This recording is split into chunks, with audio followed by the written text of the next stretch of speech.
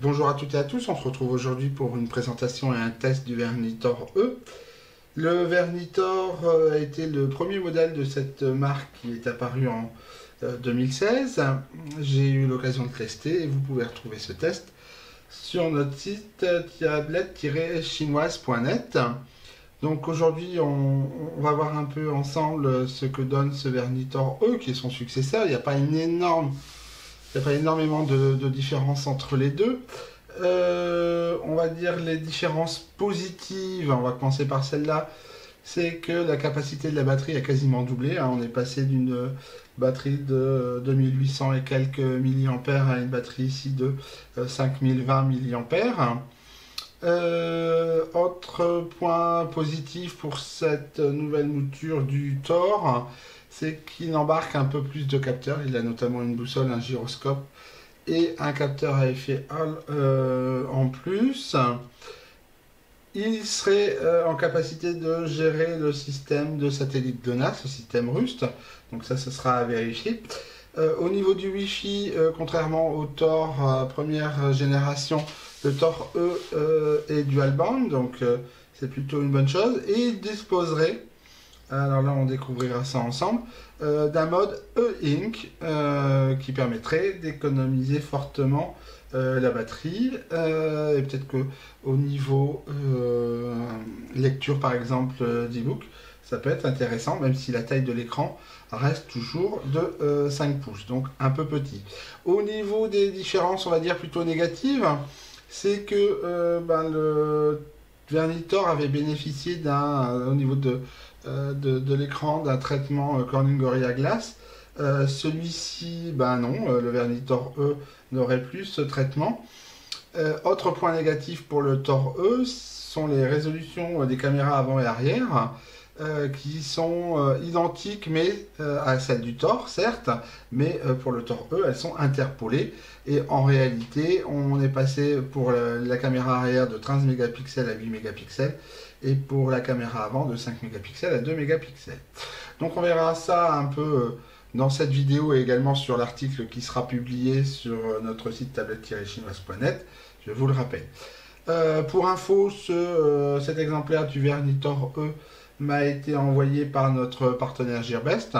Et si vous voulez nous aider, si ce smartphone vous intéresse, vous pouvez cliquer sur le lien sous la vidéo ou les liens qui se trouvent dans l'article. Alors, dans la boîte, on retrouve... Alors, bien sûr, le smartphone, c'est le minimum quand même. Voilà. Donc on fera le tour du design un peu plus tard. Sous ce carton, on retrouve alors une petite fiche pour nous dire que les mises à jour se font par Anzier, OTA, un petit livret de démarrage en anglais, en allemand, et on va trouver le français, un chargeur USB, aux fiches européennes, c'est un chargeur rapide en 9 volts 2 ampères. Je vérifie quand même si c'est bien ça, si je ne dis pas de bêtises. Oui, c'est ça, 5, 7 et 9 volts 2 ampères et 12 volts 1,5 ampères. Ce smartphone avec la capacité de cette batterie bénéficie de la charge rapide et un câble micro USB. Un poinçon pour ouvrir le tiroir des cartes SIM. Bon, c'est assez succinct au niveau du contenu du packaging. En même temps, pour un smartphone 4G avec une batterie de cette capacité, nous verrons si l'autonomie est réellement au rendez-vous. Pour moins de 100 €, bon, voilà, c'est tout à fait correct. Au niveau du design, ce Vernitor diffère de son prédécesseur, le Vernitor. Effectivement, le premier du nom, sorti l'an dernier, avait une forme plus arrondie. Les matériaux sont différents. Alors au niveau de l'écran, je vous ai déjà dit qu'il n'était pas Corning Gorilla. Il a un film un peu rugueux et qui en plus a tendance à rayer légèrement. Donc je ne saurais trop vous conseiller de le changer par quelque chose de beaucoup plus qualitatif. Alors sinon, En face avant, une lettre de notification, la caméra pour les selfies de 2 mégapixels extrapolée à 5 mégapixels, les boutons tactiles, homme, retour, etc. En face arrière, le lecteur d'empreintes digitales, la caméra 8 mégapixels interpolée, pardon, pas extrapolée, interpolée à 13 mégapixels, le flash LED, un amplificateur. Sur la tranche inférieure, est-ce que vous voyez bien? Voilà. Sur la tranche inférieure, on retrouve le port micro USB. Sur la tranche supérieure, la fiche jack pour une paire d'écouteurs ou un casque. Sur la tranche de droite, le volume power, mise en route, et volume plus, volume moins. Sur la tranche de gauche, le tiroir des cartes SIM, et ici un bouton qui va permettre de mettre en fonctionnement le mode E-Ink. Allez, démarrons ce vernis Tor E. Voilà.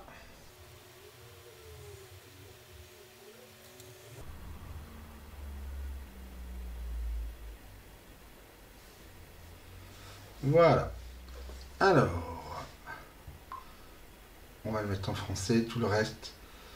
Français ici. Alors, première chose, on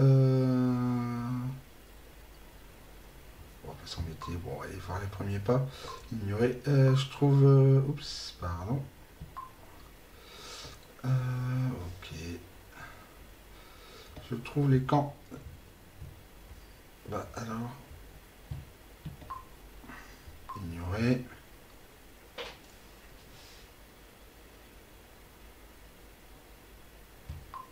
Voilà.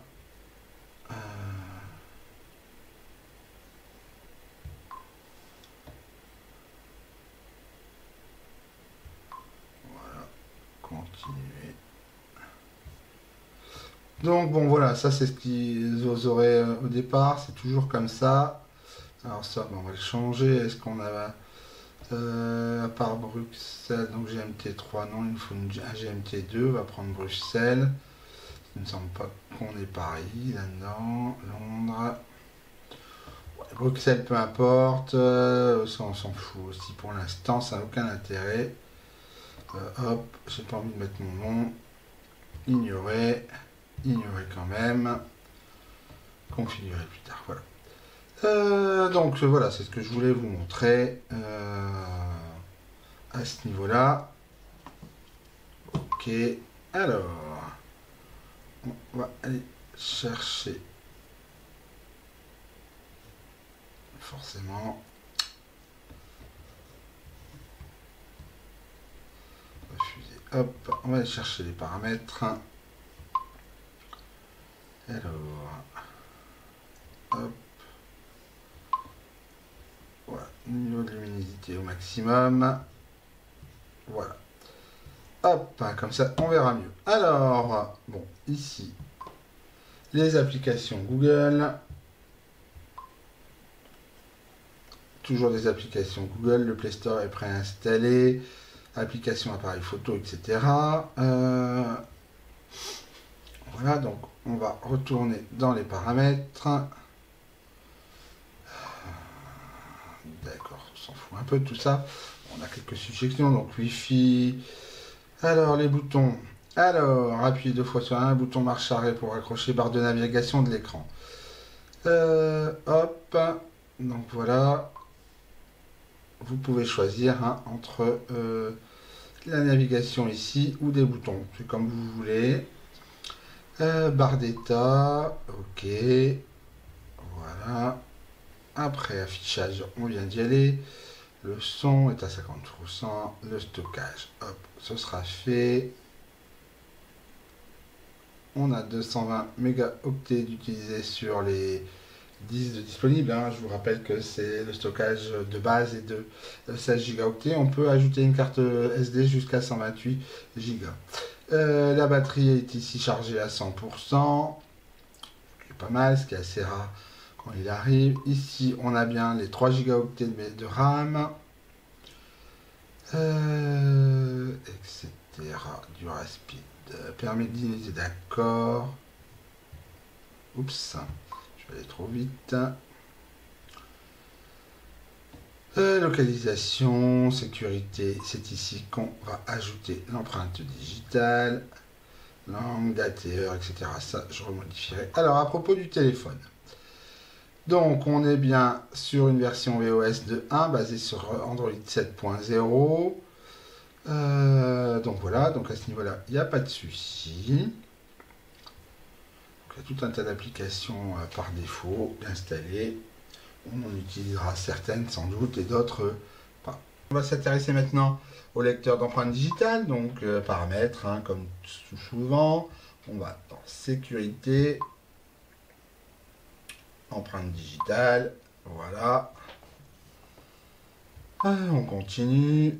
Empreinte digitale, bon, on va faire plus schéma comme d'habitude. Non, on va pas mettre de schéma pour démarrer l'appareil parce que c'est parfois fastidieux. Voilà. Alors, afficher tout le contenu des notifications. Allez, hop, OK. Alors, je vous rappelle, le lecteur d'empreintes digitales se trouve ici. Juste là. Voilà. Vous tapotez. Vous essayez de mettre un maximum de zones de votre doigt en contact. Voilà. OK. J'éteins. Ah.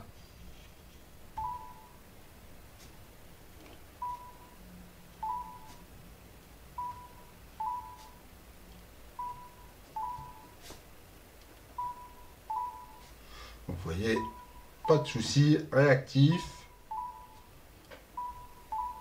Ouais, marche très bien.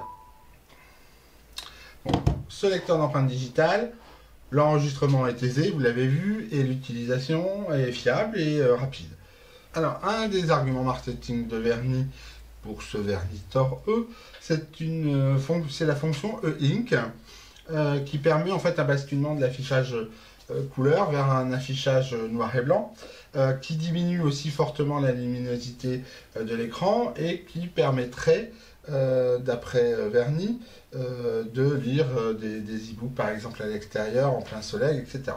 Alors j'ai testé, je vous montre donc, comment ça fonctionne. Donc il suffit d'appuyer sur ce bouton là, on bascule donc en mode E-Ink.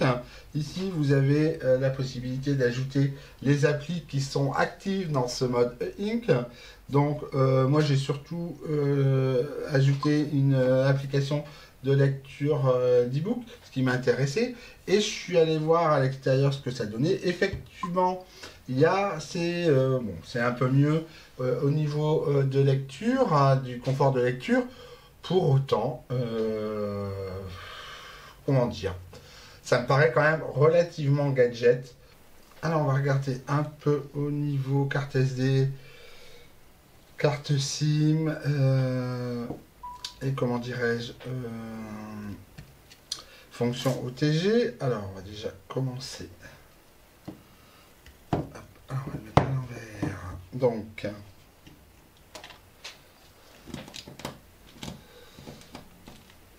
carte SIM. Donc on voit bien que c'est deux fois deux un emplacement pour un nano SIM. Ça, alors, oups, ça va passer à travers. Voilà pour la carte SIM. La carte SD. Alors là j'ai pris un petit format, mais la carte SD, on peut ajouter une carte SD jusqu'à 128 gigaoctets. Voilà, c'est fermé. Alors on va rallumer.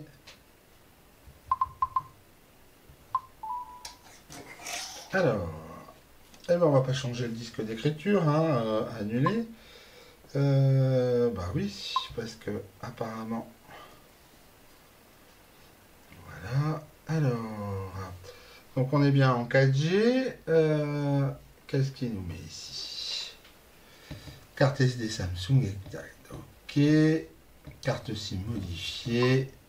Ok. Alors, on va tout de suite aller voir le stockage. Et voilà.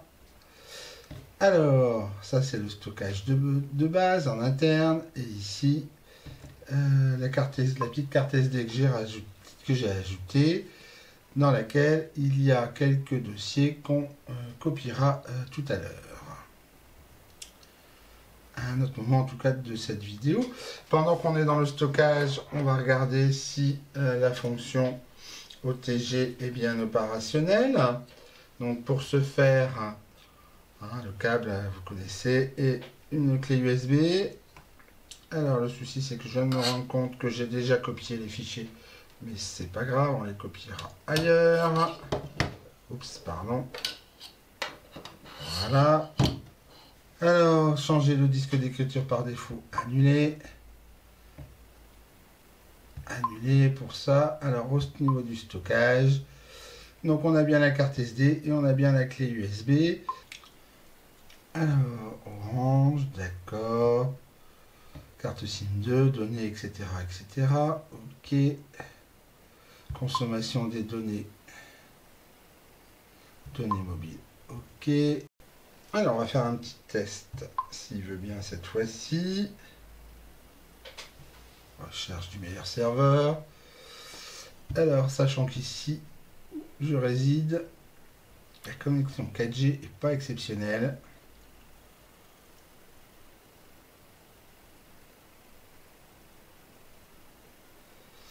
Et apparemment, on va obtenir à peu près, ce qui est assez logique, des données à peu près identiques à ce que j'ai sur mon vernis Apollo Light, qui est mon téléphone de tous les jours. Même voir un peu mieux.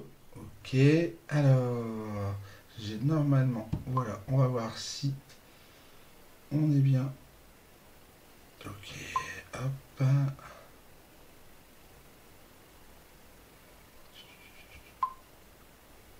Autoriser.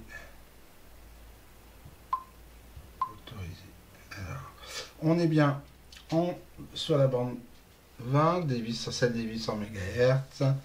Pas de souci à ce niveau-là. Alors, quelques mots pendant que je suis dans la partie, on va dire, communication. Hein. On vient de voir la 4G, on verra après le Wi-Fi. Je vais d'abord vous parler pour l'instant au niveau du GPS. Quelques petits soucis pour, pour faire un fixe. Alors là, on a un intérieur, donc ça devrait pas se faire. Ça devrait pas être possible, vous voyez, mais bon, il arrive à en trouver quand même. Bon, la connexion peut être relativement instable. Néanmoins, en utilisation, que ce soit dans Maps ou dans Waze, bon là je l'ai désinstallé, mais dans Maps, je ne peux pas vous l'ouvrir, sinon vous allez voir où je me situe exactement. Donc tout ça pour dire que dans Maps, la précision de situation est à peu près bonne. Pour un trajet relativement court, il n'y a pas eu de souci. Donc bon, voilà. Alors c'est aléatoire, vous voyez là, bon on n'est pas bon, il y a eu un fixe, mais c'est pas, voilà, il n'y a rien d'exceptionnel à ce niveau-là. Donc GPS, il va falloir attendre une mise à jour pour que le fixe soit un peu plus rapide. Sinon, il est bien GPS à GPS et GLONASS. Ça, il n'y a pas de souci. On va essayer cette appli-là. Et peut-être verra-t-on les petits drapeaux russes et les petits drapeaux américains. Donc voilà, un drapeau russe. Je ne vous raconte pas de bêtises. Bon, voilà, on est en intérieur, fenêtre fermée, etc. C'est un peu normal. Voilà. Ce que je peux faire, c'est ici aussi. Alors bon, avec ZDevice, on va essayer d'avoir un fixe, une idée du temps de fixe. Mais bon, ça risque d'être assez long. Hein. Voilà, il voit des satellites.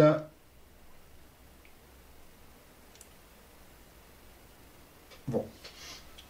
Alors, ouais, temps de fixe en 18 secondes, mais on est en intérieur, bien sûr. Hein, donc, à prendre en compte. Après, au niveau Wi-Fi, bah écoutez, aucun souci. J'ai fait des mesures à côté de la box, dans une pièce au rez-de-chaussée et en extérieur. Les données sont toujours les mêmes au niveau du speed test. Donc pas de souci pour le Wi-Fi, pas de souci pour la 4G. Donc au niveau GPS, une mise à jour sera nécessaire pour pouvoir profiter pleinement de la puce GPS. Je vous rappelle, GPS à GPS, c'est bien sûr GLONASS, comme précisé dans la fiche technique. Alors au niveau des benchmarks que j'ai pu réaliser, alors au niveau de Antutu, on obtient un score de 37 861 points, ce qui est assez faible, mais vu le SoC qui est intégré, c'est-à-dire un Mediatek MT 6753, c'est un peu logique. Et heureusement qu'il y a les 3 Go de RAM, ça c'est bienvenu. Après, au niveau de Geekbench, en single core, on obtient un score de 615 points et en multicore, un score de 2578 points. Je vous mettrai sur notre site tablette-chinoise.net un tableau comparatif de ces résultats de benchmark avec le Vernitor. Après, au niveau, donc ça c'était pour le CPU pour Geekbench, au niveau GPU pour Geekbench, on obtient un score de 1952 points, c'est toujours assez logique. Alors, après j'ai fait deux tests, Slingshot Extreme et Ice Storm Unlimited. Désolé pour l'accent, je suis nul en anglais. Alors, au niveau de Slingshot, on obtient un tout petit score de 211 points. Bon, dans l'autre test, Ice Storm, c'est un peu mieux. On obtient un score de 7233 points. Après, PC Mark, bien sûr aussi, comme toujours, un score de 3104 points. Où ça devient forcément très intéressant, et c'est le point positif, c'est l'argument essentiel de ce Vernitor E, c'est au niveau de la batterie qui, je vous le rappelle, a une capacité d'un peu plus de 5000 mAh.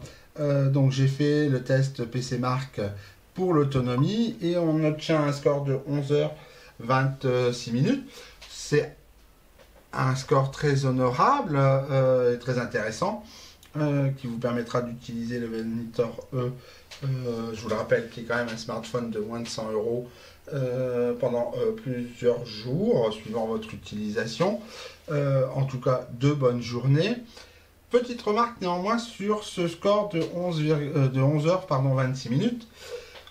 J'ai testé il y a quelques jours, et vous pouvez retrouver le test sur le site ou sur la chaîne YouTube, le Xiaomi Redmi Note 4 dans sa version globale, qui dispose lui d'une batterie d'une capacité de 4000 mAh et qui a obtenu quasiment le même score au niveau du PC Mark batterie. Ça devait être 11h20 ou 21 minutes. Donc bon, il y a peut-être encore une optimisation logicielle de la part de Verni pour encore mettre plus en avant cette énorme batterie. Dernier point concernant la batterie et la charge rapide, elle est bien présente. Il faut à peu près, d'après ce que j'ai pu voir, c'est relativement empirique aussi, il faut environ une bonne heure et demie pour recharger complètement la batterie, ce qui est bien, sachant qu'il fallait quasiment 2h30 pour la batterie du Xiaomi, pour toujours revenir avec cette comparaison d'un smartphone que j'ai testé il y a quelques jours. Alors on va s'intéresser à la qualité de l'écran avec une petite application qui s'appelle Display Tester. On regardera aussi quelques photos qui n'ont pas été prises par le Vernitor E et également un film. Hop, voilà. Ok, alors. Je vous disais tout à l'heure, voilà, quand ça glissait. Alors, on va éteindre pour avoir. Voilà, ça sera mieux. Alors bon, vous avez le problème de l'œil de la caméra.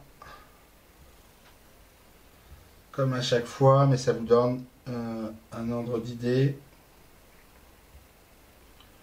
Voilà, ok.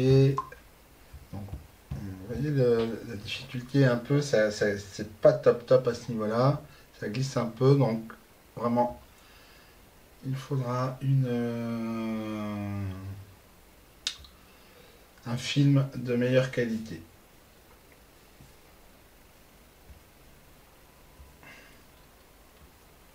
Voilà, donc je pense qu'on a fait le tour. Voilà, les pubs. Alors, on va aller voir quelques photos. Alors, les albums. Hop, on va prendre celui-là. On va le mettre dans ce sens-là, ce sera toujours mieux. Voilà. L'écran est fluide, il n'y a pas de souci. Alors, voilà, ok.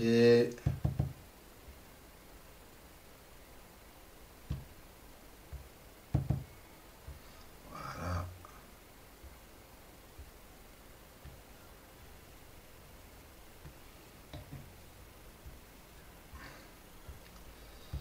Faut vraiment changer ce film. Hein.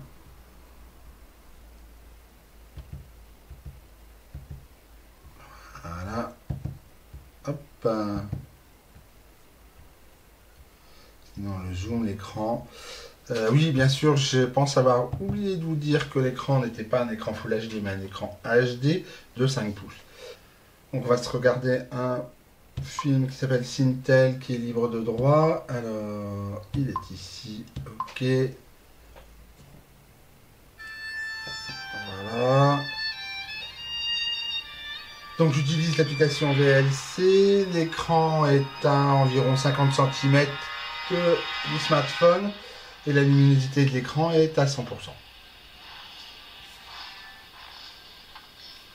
Je vais zoomer un peu plus peut-être.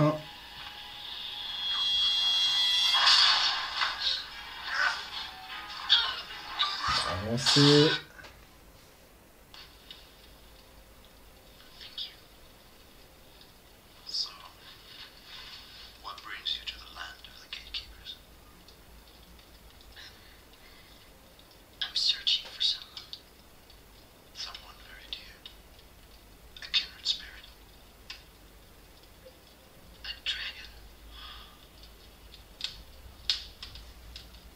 Alors, on va avancer.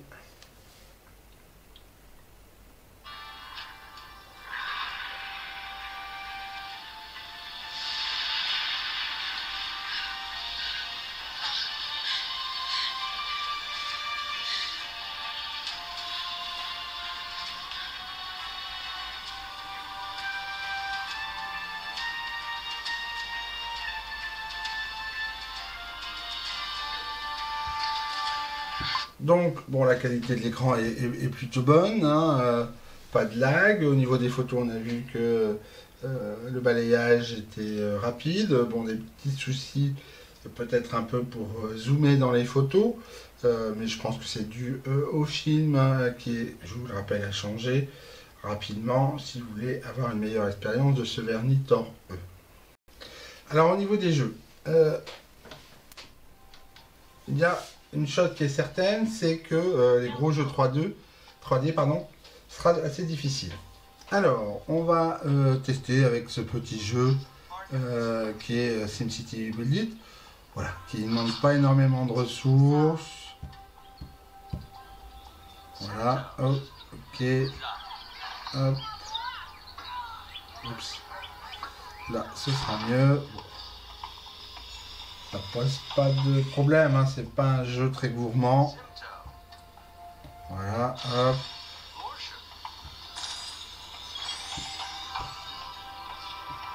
Bon.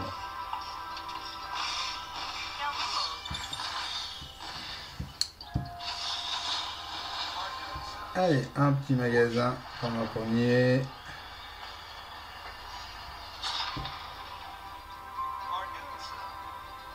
Alors, hop.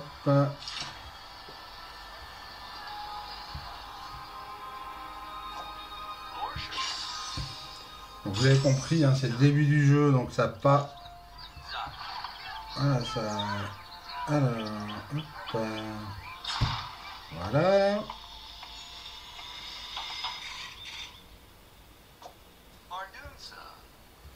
Hop. Vous voyez, pas de souci hein, pour un petit jeu comme celui-là.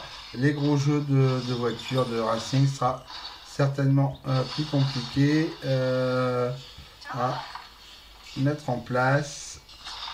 Voyons voir un peu ce que ça donne. Alors, quelques musiques, comment dirais-je,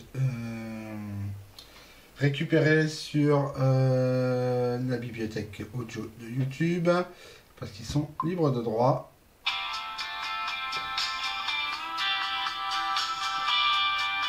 Le son est à fond. Le volume n'est pas fort quand même, hein, comparativement à d'autres smartphones.